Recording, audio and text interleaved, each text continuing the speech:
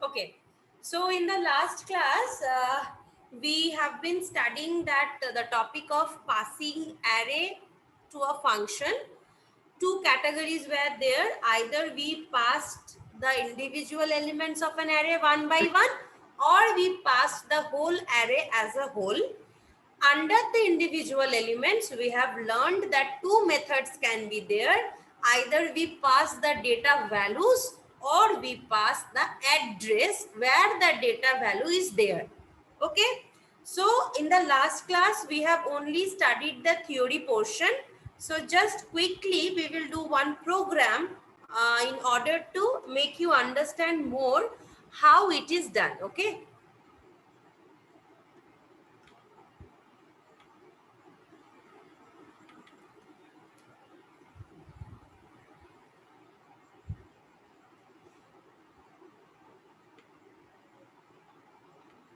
Okay, let me delete all these things. Okay. I will just write a program, suppose to read an array of n numbers and then find the smallest number. So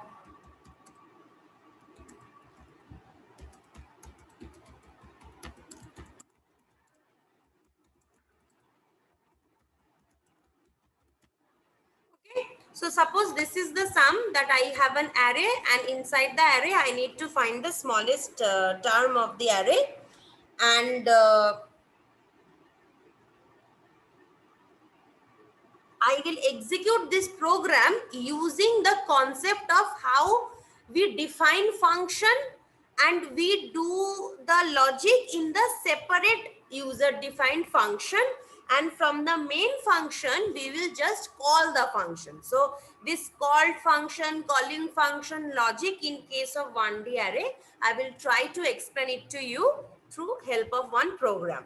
So suppose I am taking an array, and first I will do these things. I'm just removing these all things, okay, because these all are not needed. So enter the number of elements you wish to enter in your array. This was the first thing which we asked. Then whatever that number is, we take it is n, suppose, and suppose this array name I am giving as num, array of numbers, suppose. Okay, so my array can maximum hold 10 numbers, and in that 10 numbers I am using n in order to denote how many number I will be using. Fine. So what I will do, this portion also, na, I won't be taking in this thing. This portion also I will be declaring in a separate function. So I will read my entire array from separate function. I will find the smallest number according to the numbers I have typed inside my array from a separate functions. So two functions I will be using. The first function which I will be using is, I suppose I name it as read array. I am just reading the numbers. I will be just taking the numbers, okay? I will be just suppose taking the numbers from the user. So I can just name it as read array, or whatever you wish to. Here I will send two parameters. Okay.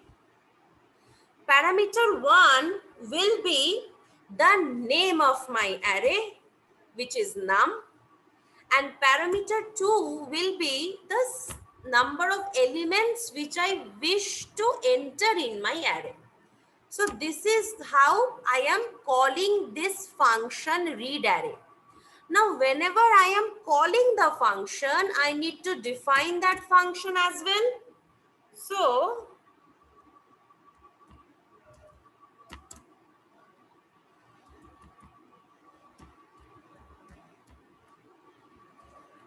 same function name it will help.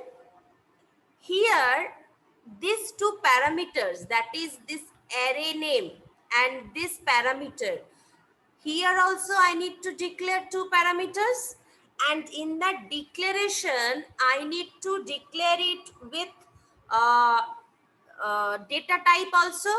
So my array, it is of integer, right? So here also my array will be of integer. Here my n is of integer, right?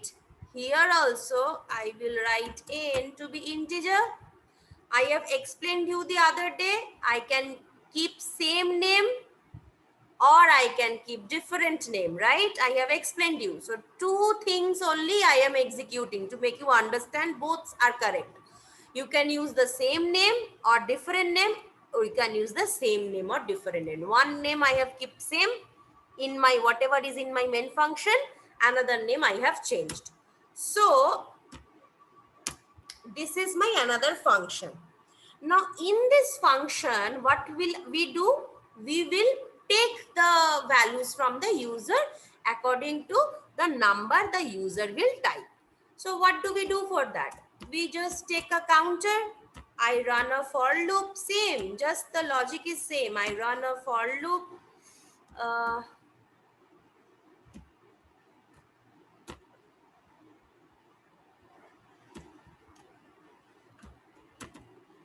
Right? In that for loop, I use a scanf statement.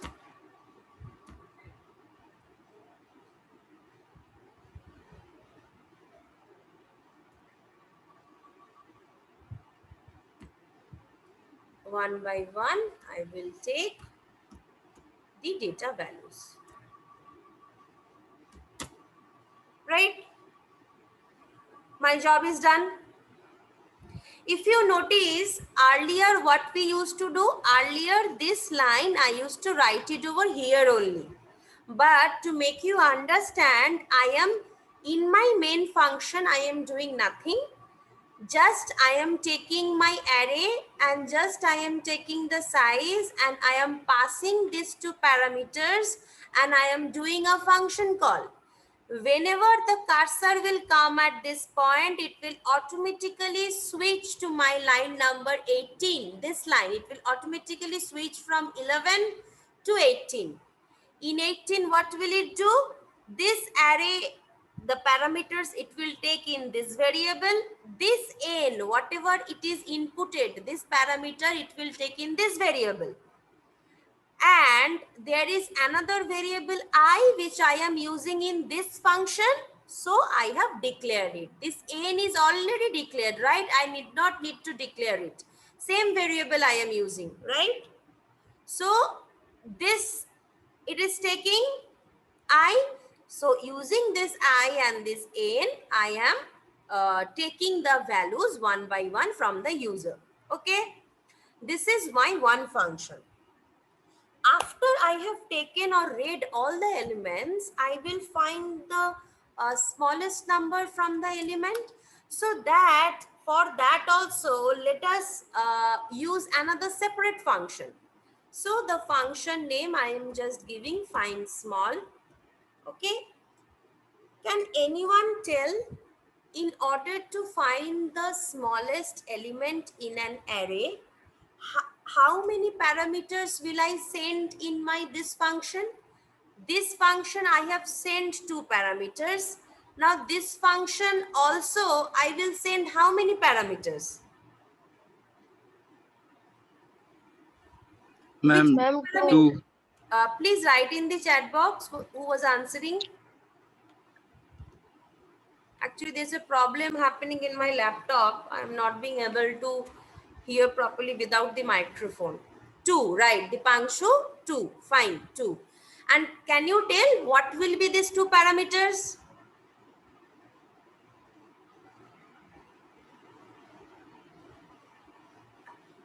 Num and n, right? I will be sending the same thing. Why? Because I need to send the array also. In order to find what is my smallest element, I need to send my array of elements. And there, when I will run the loop from I equal to 0 to n, so that n also needs to be given from the main function. Why it needs to be given from the main function? Because if you notice, the value of n is taken in the main function only. So n needs to be provided from the main function only. I will again say my array and num. Now when I will run this function will return me one particular value, which is the smallest element value. Now I need to save that in a variable. So I am using this variable smallest. This means what? Whatever output will come after running this function, it will be saved in this variable smallest. And what will be my motto? My motto will be to use a printf statement in order to show this element. So the smallest element in the array is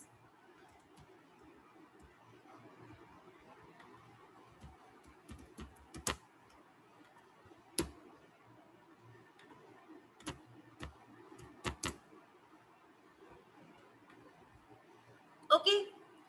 So this will be the thing. And since I have taken smallest as a new variable, I need to define smallest as well. Fine. Now this everything is done, but I have not yet defined this function, the work this function will do, right? So again, I need to define this function. Now someone would have asked me, if you were noticing the programs, that here I have used void, but here I am using int. Why is that, right? Exactly the way I have written this find underscore small, the same way I need to write my function. Otherwise, there will be a mismatch between the declaration and the definition. Okay. Now, why is that? If you notice, this function is doing what? This function is just taking the inputs from the user through the keyboard. It is not returning anything. But this function, after it will execute, it will return a particular value to the main function. So for that reason, this is written as void, that is no return type, and this is written as int, that is the return type of the variable from executing this function is an integer, the smallest integer. Okay. Now since again I am passing, I am again using the same concept.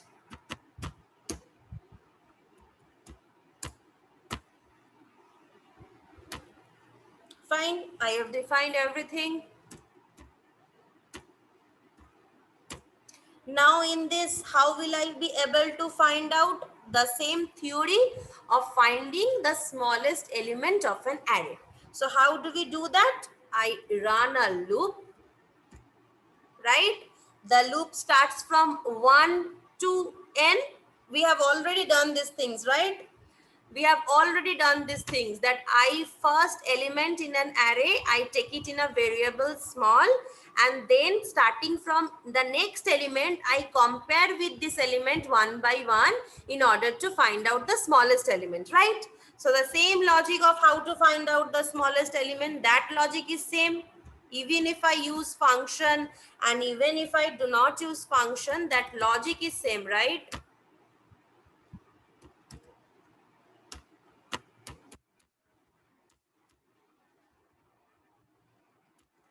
Fine. So here my I will start from 1.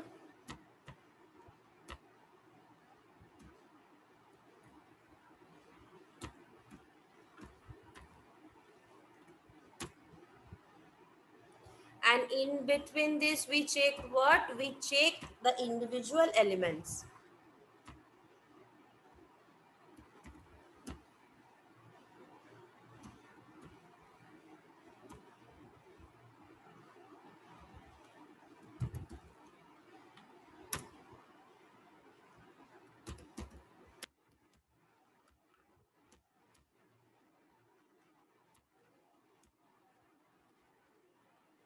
Right?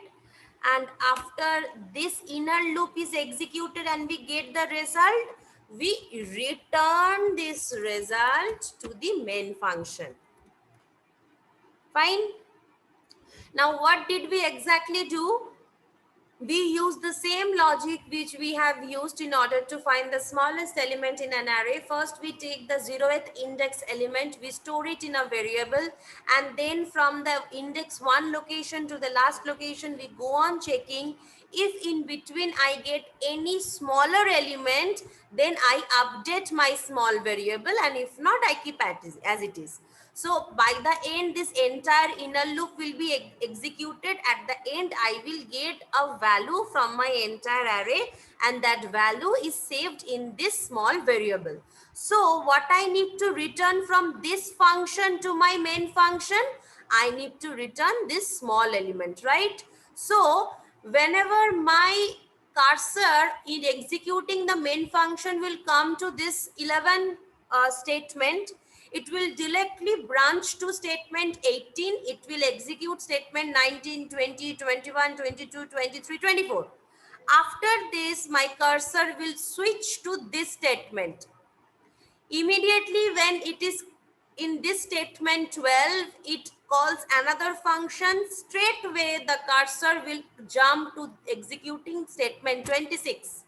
It won't be executing this statement, but it will jump to execute statement 26. From here, it will go on executing line by line. And when I have something to return, again my cursor will go to this statement. It will return the value, whatever value it has, my small have, it will return it over here, and this will be saved in smallest variable. Now it will go on to execute the next statement, that is, it will print the smallest element. Now this is the logic, a simple program that is finding the smallest element and reading, and also reading an array you did with the help of user defined function. See, you defined these functions outside the main function, and from the main function you called this function. This function also you defined outside, and from the main function you called the function. So this is how you do the function calling of arrays in your like this data structure which I wanted to explain. Okay, and I hope you, all of you people know that the execution of any C programming, it will start from the main function, right? So even if it may happen that int main, this before this function, you write this and this function over here, it may happen, and the main function you are written exactly lower, but doesn't matter where you place, program execution will start from the main. So in that case, it is going from statement 11 downward to here. In that case, it may move from downward to upward, doesn't matter where the control will jump to. Execution of program will start from main. Now one thing I forgot to write here, whenever you are declaring a function, you need to define it as well, right? You are declaring an user defined function, you need to define it. So we will do this definition also. Here I need to define it. Okay, here I do not need to give anything, I just can leave it as it is. I can just leave it as blank, and here I need to give a semicolon. Okay, again this function I need to define it. I can give it as it is blank. I need to give a semicolon. Fine.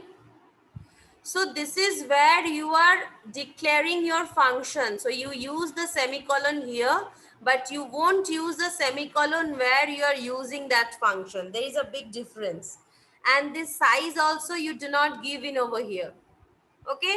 So these two functions which you have used, you need to declare it also. And this is the declaration statement of these two functions, that these are the two functions which I will be using in my main, and I will be defining or declaring this as a separate also.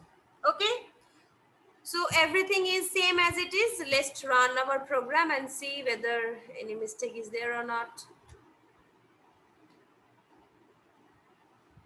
Okay, so it is asking me enter the size of the array. I am giving it as 5.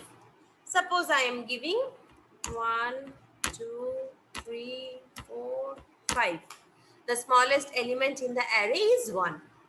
Okay, I hope this program is clear to you all, how we use the concept of functions in case of 1D arrays, and using that how we did a smaller program. Okay, the logic is same. That is that is finding the smallest element in an array. The logic is same which we have learned in the earlier classes. Just I have implemented this in C. Okay.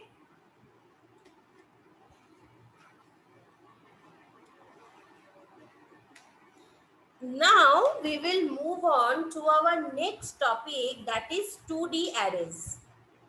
I will stop the share and I will use the whiteboard now.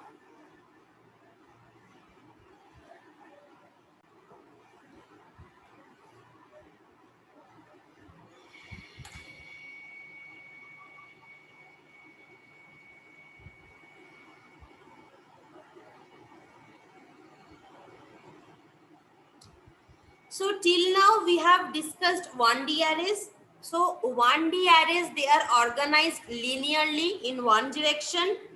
But sometimes we need to store data also in the form of grids or tables. So the concept of single dimensional array is then extend. 1 minute, someone has written something in the chat box.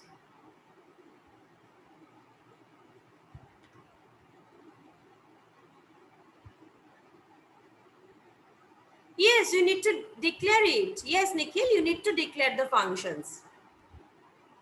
Because when you are, for variables also, when you are using one variable, you are declaring it.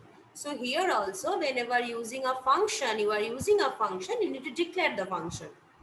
You need to define the function. Okay. So,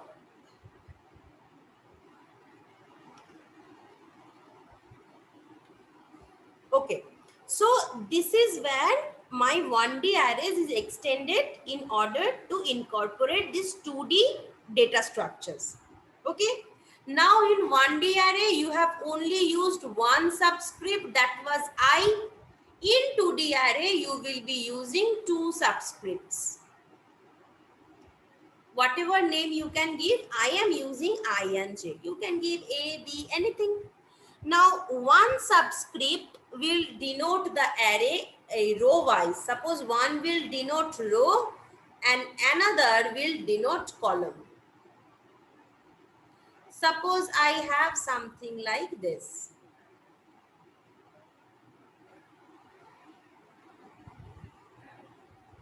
Using one subscript, I will denote row 0, row 1, row 2. Using another subscript, I will denote column 1, column 0, column 1, column 2, column 3. Okay. So two subscripts are used to denote two separate things in order in 2D arrays. Now, how should I define, or how do we define this? How do we declare? Sorry, how do we declare this 2D array? Now, same declaration which we have used in 1D array. First, there will be a data type, that is int, char, whatever it is. Then the array name, same way. Then there will be first row size. then there will be column size. In 1D array, you are doing what? You are using just data type, array name, and your number of elements. Here you will using what? Same thing, data type, array name, but two more things. First bracket will be the maximum number of rows in your array, and the second bracket will be the maximum number of columns in your array. So this, suppose there is a 2D array and I see it at m into n. So this is the way we consider one 2D array. So if I say it is a m into n array, this means that this 2D array, it contains m into n elements. Each element is accessed using two subscripts I and j. So I may be less than equal to m and j may be less than equal to n. Okay?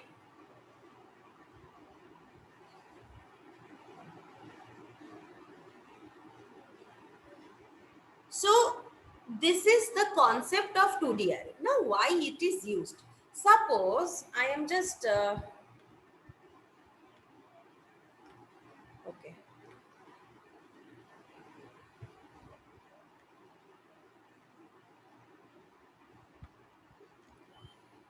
It is predefined that the first one is no one and second one is column size. Yes, it is predefined. Yes. Okay.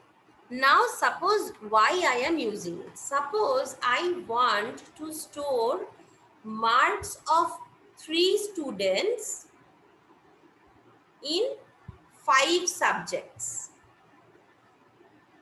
Okay. So I have a student named A, I have a student named B, I have a student named C. Okay. And suppose in English, he secured some marks. In physics, he got some marks. In chemistry, he got some marks. In biology, and so on, so on. So what do we get? How do we use it? Marks can be in decimal. So I am defining the data type as float. Then suppose the array name,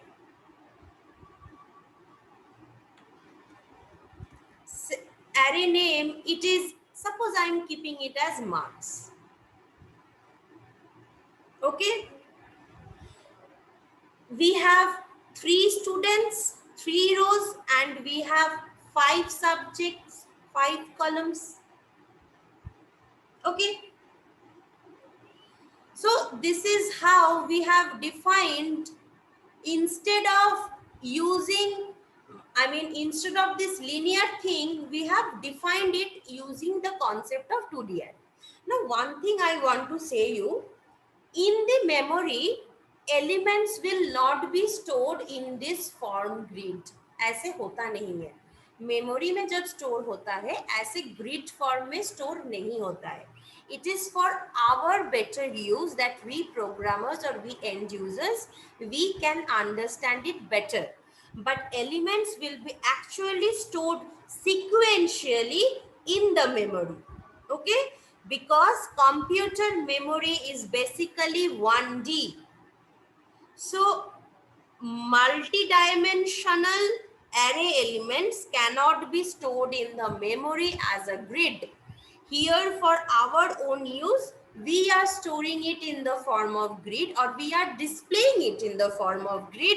But when it comes to being stored in the memory, it is always stored in the form of linear 1D arrays. Okay. Now how is it stored? इसके लिए भी calculations है. We do calculations for that. Okay. First, quickly, I will share the attendance. Oh, someone has written something. Okay, I'm coming to that. I will share the attendance and then we will study the next. Okay. Let's see today if it works. Okay, it's working.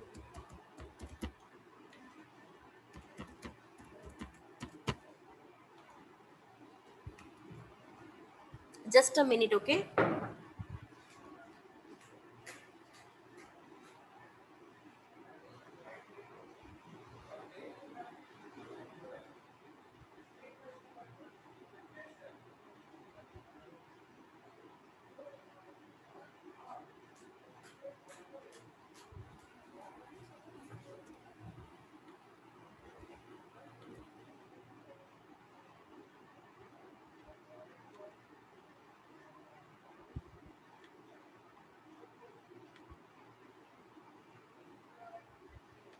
Okay, so everyone give your attendance.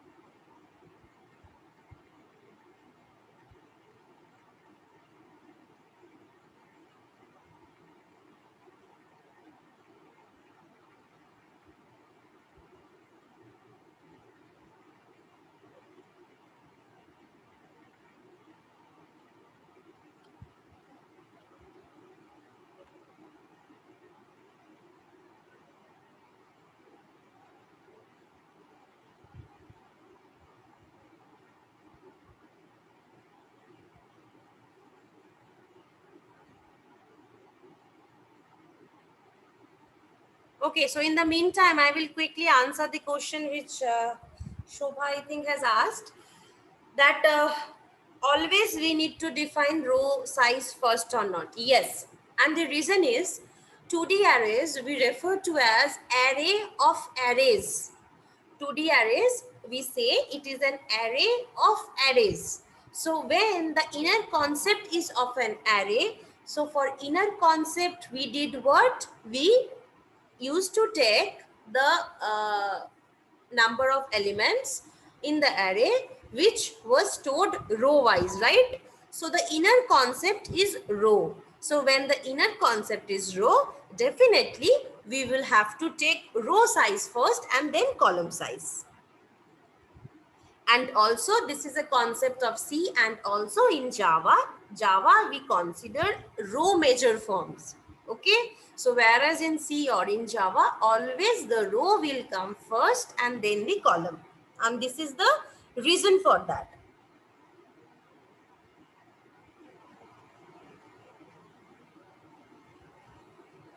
This is a convention. Is the answer clear? We cannot interchange it. This is a convention. But why the convention is followed, that I just said. Because it is an array of arrays, and array is a row wise concept. So since it is an array of arrays, so row concept will come first. Okay. Okay. So I hope everyone is able to, what will I say? Everyone is able to give their attendance. So I will just stop the share and I will return to the whiteboard. Now how here we calculate the address. Quickly I will write it, okay? I will just write the formula.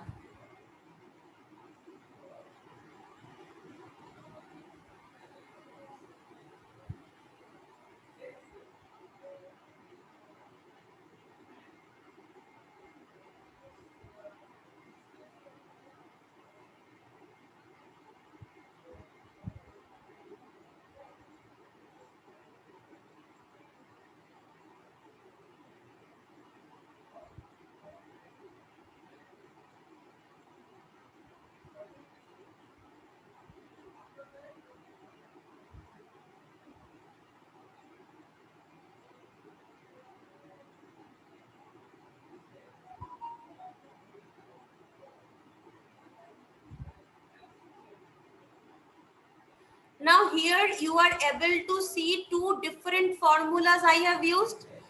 Here is the place where the change is occurred. Here is the place where the change has occurred. Here is the place where the change has occurred.